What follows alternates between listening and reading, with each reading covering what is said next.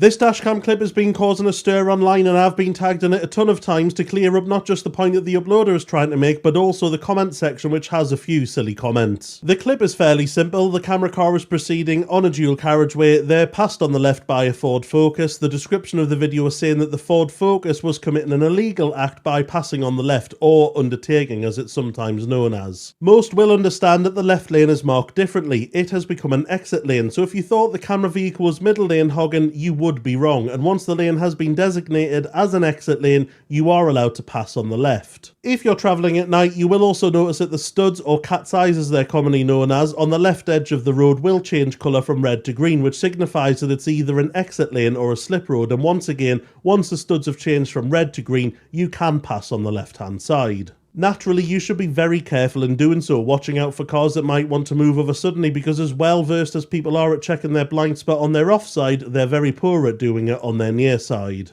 Now, in the comments of the original video, the original uploader did appear to be conceding that what I said previously was correct, in that cars can pass on the left hand side when it's an exit lane. But interestingly, they said that if the camera car changed lanes to the left, that it would be the car passing on the left that would be at fault, which is incorrect. It doesn't matter whether the passing on the left is okay, such as when the leftmost lane is an exit lane, or if it's an undertake, which would be considered careless driving. If you change lanes into somebody, you will be found responsible if it's proven it was you that changed lanes. It doesn't matter whether passing on the left was okay or not. You're executing the manoeuvre. It's on you to check that it's safe and clear to do so by checking your door mirror and blind spot if required to check it's safe and clear to execute that lane change. Changing lanes is one of the more common split liability scenarios where claims will be settled on a 50-50 basis, not because insurers think that both drivers are to blame. It's just that it's not possible to prove which person is telling the truth if both drivers say that the other was changing lanes. And if it's one person's word against the other